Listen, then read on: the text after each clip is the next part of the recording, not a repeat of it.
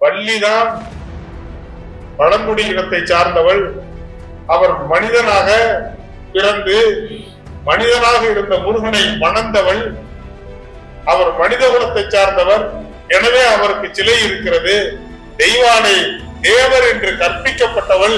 எனவேதான் அதற்கு சிலை இல்லை, வழிபாடு தனியாக இல்லை என்று அவர் சொன்னார். இந்த வானூர்தி என்ற சொற்றொடர் கிட்டத்தட்ட 2000 ஆண்டுகளுக்கு முன்பாகவே தமிழர்களால் பேசப்பட்டிருக்கிறது என்பதுதான் தமிழனின் பெருமை என்று அதிலே நிறுவுகிறார். பழனிமலைக்கு சென்று பெரியார் போராடி இருக்க வேண்டும். அங்கே இருக்கிற பார்ப்பனர்களை விரட்டிவிட்டு பூஜை செய்யும் அதிகாரத்தை தமிழர்கள் கையில் இவர் மீண்டும் பெற்றுக் கொடுத்திருந்தால் இவர் தமிழர்களுக்கான போராட்டத்தை நடத்தி இருக்கிறார் என்று நான் சொல்ல முடியும். ஏன்னா இதெல்லாம் நம்புற மாதிரியாக இருக்கு. வெறும் 1903 ரைட் சகோதரர்கள் விமானத்தை கண்டுபிடித்தார்கள். அதற்கு முன்பாக வானூர்தியை பறந்தான்னு சொன்னதெல்லாம் நம்புற மாதிரி இருக்காங்க அப்படின்னு ஒரு கேள்வி வருது. பழனியிலே பூஜை செய்கிற உரிமை என்பது தமிழர்களிடம் இருந்து பார்ப்பனர்களால் தட்டி பறிக்கப்பட்டிருக்கிறது. அரசு அதிகாரம் அங்கே பயன்படுத்தப்பட்டிருக்கிறது. வரலாற்றை சொல்லுகிறார், தமிழருடைய சிறப்பை சொல்லுகிறார், தமிழுடைய அறிவை சொல்லுகிறார். தமிழர் வானியல் அறிவிலே சிறந்து விளங்கி இருக்கிறார், மருத்துவத்திலே சிறந்து விளங்கி இருக்கிறார், மொழியியலில் சிறந்து விளங்கி இருக்கிறார், பண்பாட்டில் சிறந்து விளங்கி இருக்கிறார். இப்படி பல செய்திகள் இருக்கிறது. தமிழ் முருகன் வரலாற்று வழிகாட்டி என்பது தமிழர்களின் வரலாற்றை வழிகாட்டி கூடியதாகத்தான் இருக்கிறது என்று ஆசிரியர் சொல்ல வருகிறார் என்று நமக்கு புரிகிறது. அப்ப நீங்க 2 பக்கத்திலையும் தமிழர்களின் வரலாற்றை சொல்லுகிற நூலாகவும் இருக்கிறது, முருகனின் வரலாற்றை சொல்லுகிற நூலாகவும் இருக்கிறது. தமிழர் நாகரிகம் என்பது நாம் யாரிடம் முதலில் சண்டை போடுகிறோம்? ஆரியர்கள் தமிழர் நாகரிகத்தை, தமிழரின் உண்மையை, தமிழர் வரலாற்றை மறைத்து விட்டார்கள். உண்மையிலேயே தமிழர்களுக்கான சிறப்பு இது என்று நாம் ஆரியர்களுடன் பார்ப்பனர்களுடன் சண்டையிட்டுக் கொண்டிருக்கும் பொழுது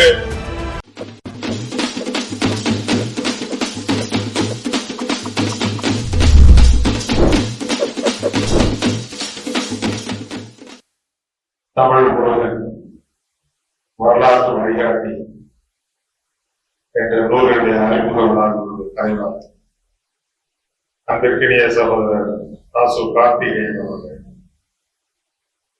நூலை அறிமுகம் செய்து நூல் ஆசிரியரையும் அறிமுகம் செய்ய இருக்கிற எங்களுக்கெல்லாம் அரசியல் வழிகாட்டியாக இருக்கிற ஐயா பேமா அவர்களை, எனக்கு முன்னாலே நூலை திறனாய்வு செய்து உரை நிகழ்த்தி இருக்கிற அன்பிற்கினிய சகோதரர் வைகரை அவர்களே, எனக்கு பின்னாலே நூலை பற்றி பேச இருக்கிற அன்பிற்கினிய சகோதரர் செந்தில்குமார் அவர்களே, ஏற்புரையை வழங்க இருக்கிற நூலின் ஆசிரியர் அன்பு தம்பி மாதவன் அவர்களே, நன்றி உரை வழங்க இருக்கிற தோழர் அர்ஜுன் அவர்களே, நிகழ்ச்சியினை ஒருங்கிணைப்பு செய்து கொண்டிருக்கிற தோழர் சி குணசேகரன் அவர்களே, வரவேற்புரை நல்கி இருக்கிற அன்பு தம்பி சந்திரசேகரன் அவர்களே, நிகழ்ச்சியிலே பங்கெடுத்துக் கொண்டிருக்கின்ற அன்பிற்கினிய தோழர்களே, எல்லோருக்கும் என்னுடைய முதற்கண் நன்றி கலந்த வணக்கத்தினை தெரிவித்துக் கொண்டிருக்கிறேன். அன்பு நண்பர் கார்த்திகேயன் அவர்கள் ஒரு சில தினங்களுக்கு முன்பாக அழைத்து, தம்பி இப்படி ஒரு நூலை எழுதியிருக்கிறார், அதனுடைய அறிமுக விழா நடைபெற இருக்கிறது, அந்த விழாவிலே நீங்கள் பங்கெடுத்துக் கொள்ள வேண்டும், நூலை பற்றி திறனாய்வு செய்து பேச வேண்டும் என்று அழைத்த பொழுது உள்ளே மகிழ்ச்சியோடு ஏற்றுக்கொண்டு எதனை பற்றியான நூல் என்று நான் கேட்ட பொழுது கார்த்தி அவர்கள் சொன்னார், முருகன் அது தமிழ் முருகன், அது ஆரியர்கள் வழங்குகின்ற கடவுள் என்ற பொருளில் பட்ட முருகன் இல்லை என்ற பொருளிலே அந்த நூலை அவர் ஆக்கியிருக்கிறார் என்று சொல்லும் பொழுது மகிழ்ச்சியுடன் நான் ஏற்றுக்கொண்டேன். நூலை பெற்ற பிறகு நூலின் தலைப்பாக தமிழ் முருகன் வரலாற்று வழிகாட்டி என்ற தலைப்பிலே நூல் வந்திருக்கிறது. இந்த வக்கீல்களே இப்படித்தான் பேசுவோம் அப்படின்னு தயவு செஞ்சு யாரும் நினைக்காதீங்க. எனக்கு இயற்கையாக அந்த ஐயப்பாட்டினே நான் பகிர்ந்து கொள்ளுகிறேன். தமிழ் முருகன் வரலாற்று வழிகாட்டி அப்படி படிச்சீங்கன்னு வச்சுங்க. தமிழ் முருகன் வரலாற்று வழிகாட்டி 2 சொற்றோடால அதை படிச்சீங்கன்னா, தமிழ் முருகன் இந்த தமிழர்களின் வரலாற்றை வழிகாட்டுகிற முருகனாக இருக்கிறான் என்று பொருள் கொள்ளலாம். அல்லது தமிழ் முருகன் வரலாறு என்ற சொற்றொடரை முருகனோடு இணைத்தால் பின்னால் இருப்பது வழிகாட்டி, தமிழ் முருகனின் வரலாற்றை வழிகாட்டுகிற நூல் என்று புரிந்து கொள்ளலாம். நூலாசிரியர் எதனை மையமாக கொண்டு எழுதியிருக்கிறார் என்பதனை நூலை படிக்கும் பொழுதுதான் முழுமையாக அந்த கேள்விக்கான பதில் தெரிகிறது. ஐயா பேமா அவர்கள் அணிந்துரை எழுதியிருக்கிறார்கள். இந்த அணிந்துரையை படிச்சுட்டாலே புத்தகத்துல பாதி விஷயத்த நம்ம தெரிஞ்சுக்கலாம். ஏன்னா நாமும் அந்த புத்தகத்தை முழுவதுமாக படித்து நாம் பேசுகிறோமோ இல்லையோ, திறனாய்வு செய்கிறோமோ இல்லையோ, அணிந்துரை செய்பவர்கள் புத்தகத்தை முழுதா படித்துதான் அணிந்துரை எழுத முடியும். எனவே அது ஒரு சுருக்கமான வழி. அதனை முதலில் படித்து புரிந்து கொண்டேன். இந்த நூலுக்கு ஒரு தனி சிறப்பு இருக்கிறது. நிறைய ஆய்வு நூல்களை, வரலாற்று ஆய்வு நூல்களை, மொழியியல் சார்ந்த மற்ற இனம் சார்ந்த ஆய்வு நூல்களை எல்லாம் நாம் படிக்கிறோம்.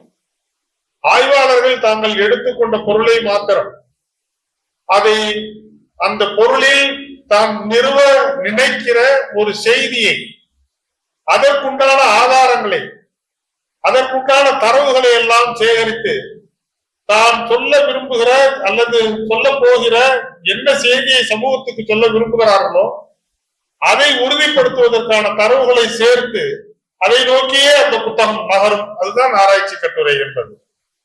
ஆனால் இது ஒரு புதுவிதமான ஆராய்ச்சி நூல் தான். இது ஆராய்ச்சி நூல் தான். இது ஏதோ நாவல் அந்த வகையில வர்ற நூல் இல்லை. அந்த ஆராய்ச்சி என்பது நமக்கு பொதுவாகவே பாத்தீங்கன்னா, ஒரு புத்தகத்தை நாம் படிக்கும் பொழுது நூலாசிரியர் ஒரு கருத்தை சொல்வதற்காக பல தரவுகளோடு அவர் செய்திகளை பதிவு செய்துட்டு வரும் பொழுது, படிக்கும் பொழுதே நமக்கு உட்கடையாக சில கேள்விகள் நமக்குள்ளே எழும். அந்த கேள்விகளுக்கான விடையை நாம் வெளியில் சென்று தேட வேண்டும். மற்ற நூல்களை படிக்கும் பொழுது இங்கே அந்த கேள்விகளைத்தான் தன் நண்பர்கள் பேசுவதாக, கேள்விகள் கேட்பதாக அமைத்து நமக்கு வருகிற கேள்விகளுக்கான பதிலையும் இந்த நூலில் எழுதியிருக்கிறார். அதான் இந்த நூலின் மிகச்சிறந்த ஒரு சிறப்பு அம்சம். போகர் கிமு 3ஆம் நூற்றாண்டில் வாழ்ந்தவராக சொல்லப்படுகிறார். அவர் தான் பறந்து சென்றதாக அவருடைய பாடல்களிலே வருகிறது. சீனத்திற்கு தான் பறந்து சென்றேன் என்று போகர் பாடியிருக்கிறார் என்று நூலாசிரியர் மாதவன் அவரது நண்பர்களிடம் சொல்லும் பொழுது, ஏங்க இதெல்லாம் நம்புற மாதிரியாக இருக்கு, வெறும் 1903 ரைட் சகோதரர்கள் விமானத்தை கண்டுபிடித்தார்கள், அதற்கு முன்பாக வானூர்தியில் பறந்தார்னு சொல்றதெல்லாம் நம்புற மாதிரி இருக்காங்க அப்படின்னு ஒரு கேள்வி வருது. இந்த கேள்வி படிக்கும் பொழுது நமக்கும் வருகிறது. கிமு 3ஆம் நூற்றாண்டில் வானூர்தியா, இது உண்மையாக இருக்குமா என்றெல்லாம் நமக்கும் அந்த கேள்வி வருகிறது. அந்த கேள்விக்கு தான் அவர் பதில் சொல்லுகிறார். அது போகருடைய பாடல்களில் மாத்திரமல்ல, அதற்கு பிறகு கம்பராமாயணத்திலே வரும் பொழுது புஷ்ப பல்லக்கை பற்றி அவர் அதிலே பேசி இருக்கிறார். இப்படி இந்த வானூர்தி என்ற ஒரு வாகனம் அல்லது அந்த ஒரு இயந்திரம் இன்று நாம் பார்ப்பது போல, இன்று நாம் கற்பனை செய்வது போல ஒன்று அன்றைய காலத்தில் இருந்ததா இல்லையா என்பது நமக்கு தெரியாது. ஆனால் இந்த வானூர்தி என்ற சொற்றொடர் கிட்டத்தட்ட 2000 ஆண்டுகளுக்கு முன்பாகவே தமிழர்களால் பேசப்பட்டிருக்கிறது என்பதுதான் தமிழனின் பெருமை என்று அதிலே நிறுவுகிறார். வெறும் வானூர்தியை மட்டுமல்ல, கடலிலே செல்லக்கூடிய கப்பலை பற்றியும் போகர் பேசி இருக்கிறார் என்று அதற்கான ஆதாரங்களையும் சொல்லுகிறார். அப்ப தமிழர்கள் ஏதோ இன்று நேற்று இந்த வானூர்திகள் இந்த நூற்றாண்டில் கண்டுபிடிக்கப்பட்ட அல்லது சென்ற நூற்றாண்டில் கண்டுபிடிக்கப்பட்ட புதிய புதிய நவீனங்களை பற்றி, புதிய புதிய கண்டுபிடிப்புகளை பற்றி நாம் இன்றைக்கு பேசவில்லை. கற்பனையில் சிந்தித்திருக்க முடியாத காலகட்டத்தில் 2000 ஆண்டு 2500 ஆண்டுகளுக்கு முன்பாகவே இவற்றையெல்லாம் தமிழன் சிந்தித்திருக்கிறான், பேசி இருக்கிறான், பாடி இருக்கிறான் என்று சொல்லுகிற அந்த செய்தியை படிக்கும் பொழுது தமிழ் முருகன் வரலாற்று வழிகாட்டி என்பது தமிழர்களின் வரலாற்றை வழிகாட்டி கூடியதாகத்தான் இருக்கிறது என்று ஆசிரியர் சொல்ல வருகிறார் என்று நமக்கு புரிகிறது. அதே சமயத்தில முருகனை பற்றி சொல்லுகிறார். யார் இந்த முருகன்? இந்த முருகன் என்பது மற்ற இந்த விநாயகரை போன்ற மனிதர்களால் சிருஷ்டிக்கப்பட்ட, மனிதர்களால் கற்பிக்கப்பட்ட கடவுள்களா? இல்லை. அவன் தமிழர்களின் முன்னோர் வழிபாட்டின் காரணமாகத்தான் முருகன் தோன்றினான். முன்னோர் வழிபட்டு வந்த தெய்வமாக முருகனை காட்டுகிறார். அதற்கு போகர் ஏன் பழனிமலையை தேர்ந்தெடுத்தார் என்று சொல்லும் பொழுது, செவ்வாயின் கதிர்கள் நேரடியாக பழனிமலையிலே படுகிற அந்த உண்மையை போகர் உணர்ந்திருந்தார். அதன் பலனாக மனிதர்களுக்கு நோயை தீர்க்கக்கூடிய பல வகையான மூலிகைகள், பல வகையான வாசனை பூக்கள் அந்த மலையிலே வளர்ந்து மண்டி கிடப்பதை போகர் உணர்ந்தார். எனவேதான் இந்த பழனி மலையில் இப்படியாக நவபாஷாணத்தை கொண்டு ஒரு முருகன் சிலையை வடித்து இங்கே அந்த கோவிலை நிறுவினார் அல்லது முருகனை நிறுவினார் என்று அந்த ஸ்தல வரலாற்றை சொல்லும் பொழுது இந்த நூல் முருகன் வரலாறை சொல்லுகிற வழிகாட்டியாகவும் இருக்கிறது. அப்ப நீங்க ரெண்டு பக்கத்திலையும் தமிழர்களின் வரலாற்றை சொல்லுகிற நூலாகவும் இருக்கிறது, முருகனின் வரலாற்றை சொல்லுகிற நூலாகவும் இருக்கிறது. பல கூட்டங்களிலே பல புத்தகங்களிலே நாம் கேள்விப்பட்டு இருக்கிறோம். போகர் காலத்திலே சிருஷ்டிக்கப்பட்ட சிலையானது போகருடைய தலைமை சீடர்களாக இருந்த புலிப்பாணி உடையார் சித்தர் உடையார் என்பது பிற்காலத்தில் சித்தராக போனார். புலிப்பாணி சித்தர் அந்த மடத்தை சார்ந்த அடுத்தடுத்து வந்த சீடர்கள் அந்த கோவிலுக்கு அவர்கள் செய்ய வேண்டிய பூசை புனச்சாரம் அவர் செய்து வந்தார்கள். பின்பாக விஜயநகர பேரரசு வந்த பிறகு ராமப்பையர் காலத்திலே அவர் ஒரு பாளையக்காரராக இருந்த பொழுது பூசாரிகள் எல்லாம் அங்கிருந்து அடித்து விரட்டப்பட்டு இன்றைக்கு பூசை செய்கிற ஆரியர் பார்ப்பனர்களிடம் அந்த பூசை செய்கிற அந்த பணி ஒப்படைக்கப்பட்டது என்று பேசி இருக்கிறோம். ஆனால் இந்த புத்தகத்திலேதான் அதற்கான ஆதாரத்தை தரவாகவே எடுத்து தம்பி அவர்கள் பதிவு செய்திருக்கிறார். மிக அருமையான சான்று இது. உண்மையிலேயே நாம் படித்து தெரிந்து கொண்டு இன்புறுவதை விட உண்மையிலேயே தமிழ்நாட்டை ஆளுகிற அரசு தமிழர்களின் மீதும் தமிழர் மொழியின் மீதும் தமிழர் இனத்தின் மீதும் தமிழர் பண்பாடு தமிழருடைய ஆன்மீக வரலாறு இவற்றில் உண்மையாக அக்கறை கொண்டு இருக்குமேயானால் இன்றைக்கு ஆதாரமே கொடுக்கப்பட்டிருக்கிறது. பழனியிலே பூஜை செய்கிற உரிமை என்பது தமிழர்களிடம் இருந்து பார்ப்பனர்களால் தட்டி பறிக்கப்பட்டிருக்கிறது, அரசு அதிகாரம் அங்கே பயன்படுத்தப்பட்டிருக்கிறது என்பதனை உணர்ந்து இதற்கு பிறகாவது மீண்டும் அந்த உரிமை தமிழர்களிடம் ஒப்படைக்கப்பட வேண்டும் என்பதனை அரசு புரிந்து கொள்வதற்கு ஒரு அற்புதமான ஆயுதமாக இந்த புத்தகம் இருக்கிறது என்றுதான் சொல்ல தோன்றுகிறது. அப்படி சிறப்பான பல செய்திகளை சொல்லி இருக்கிறார். ஒரு புத்தகம் என்பது புத்தகம் வாங்கி படிச்சா ஒரு வார இதழை போலையோ ஒரு மாத இதழை போலையோ படித்தோம், ஏதோ ஒரு பொழுதுபோக்கிற்காக படித்தோம், அல்லது ஏதோ ஒரு செய்தியை தெரிந்து கொள்வதற்காக படித்தோம், முடிஞ்சிருச்சு, புத்தகத்தை படிச்சுட்டோம், கடைசி பக்கத்தை முடிச்சிட்டோம், மூடி வச்சுட்டோம் என்று போகுமே. ஆனால் அது ஒரு பொழுதுபோக்காகத்தான் இருக்க முடியும். பொழுதுபோக்குவதற்காக அல்லது ஒரு செய்தியை சொல்லுவதற்காக ஆக்கப்பட்ட ஒரு புத்தகமாகத்தான் இருக்கும். உண்மையிலே சொல்லுகிறேன், ஐயா அவர்களுக்கும் தெரியும், எனக்கு புத்தகம் வாசிக்கின்ற பழக்கம் உண்டு. இந்த புத்தகத்தை படித்ததற்கு பிறகாக அதிலே சொல்லப்பட்டிருக்கிற சில செய்திகள் குறித்து மேலும் புத்தகங்களை படிக்க வேண்டும் என்ற ஆர்வத்தை உண்மையாகவே தூண்டியது, ஆர்வத்தை தூண்டுகிற ஒரு புத்தகமாக இது இருக்கிறது. இந்த புத்தகத்திலே கீழடி அகழாய்வில் கண்டுபிடிக்கப்பட்ட பொருட்களை பற்றி முன்னாள் IAS அதிகாரி பாலகிருஷ்ணன் அவர்கள் எழுதியிருக்கிற சொல்லி இருக்கிற கூற்றுக்களை எல்லாம் அவர் இதை பதிவு செய்திருக்கிறார். தமிழனின் நாகரிகத்தை, தமிழனின் தொன்மையை சொல்லுகிற ஆவணங்களாக, ஆதாரங்களாக கீழடியில் கண்டெடுக்கப்பட்ட அந்த பொருட்களை எல்லாம் பாலகிருஷ்ணன் பதிவு செய்கிற அதே வேளையில் சிந்து சமவெளி நாகரிகம் என்பது அது தமிழர்களுக்கு உரித்தானது என்று ஆங்கிலேயர்கள் செய்த ஆய்வு, சர் ஜான் மார்ஷல் முதற்கொண்டு எல்லோரும் செய்த ஆய்விலே அது தமிழர்களுக்குடையது, அது தமிழர் பண்பாட்டை சொல்லக்கூடியது, அங்கே கிடைக்கிற ஆவணங்கள் தமிழர்களோடு, தமிழர் பண்பாட்டோடு, அவர்கள் வழிபாட்டியலோடு சம்பந்தப்பட்டது என்று அவர்கள் ஆய்வுகளிலே நிறுவும் பொழுது பாலகிருஷ்ணன் புத்தகமே எழுதுகிறார். சிந்து சமவெளி நாகரிகம் திராவிட நாகரிகம் என்று எழுதுகிறார்.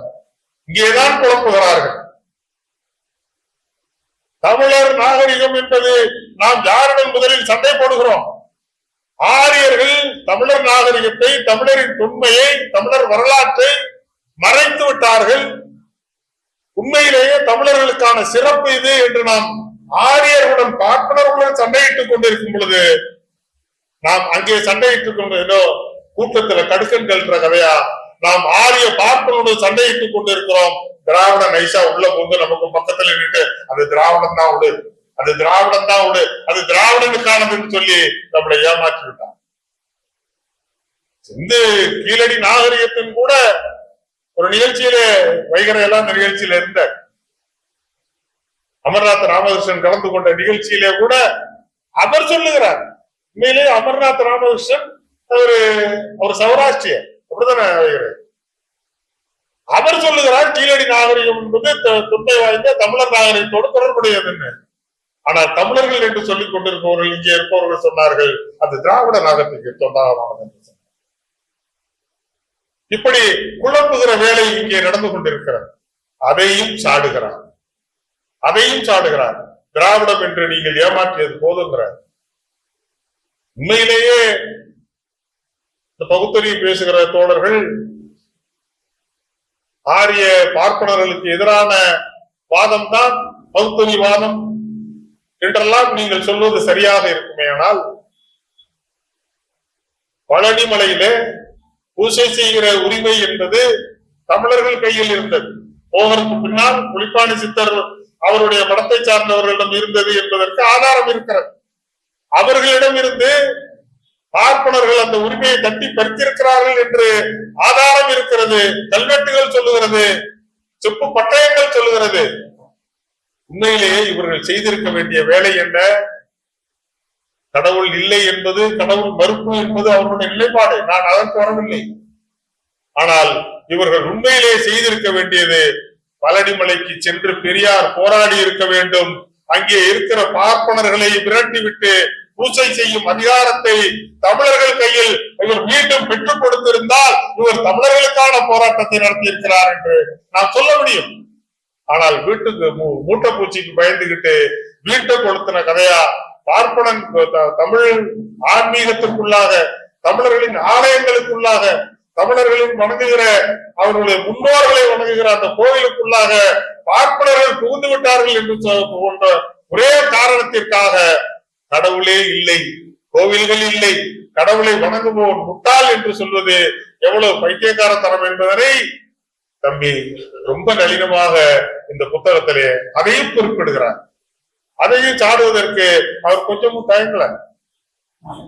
ஒரு கட்டத்திலே வேதனையின் உச்சத்துக்கு செல்லுகிறார். நாம் தமிழ்நாட்டில் இருக்கிறோம், இங்கே கோயில்கள் இருக்கிறது, கடவுள்கள் இருக்கிறார்கள், அவர்களை வழிபடுபவர்கள் தமிழர்கள்.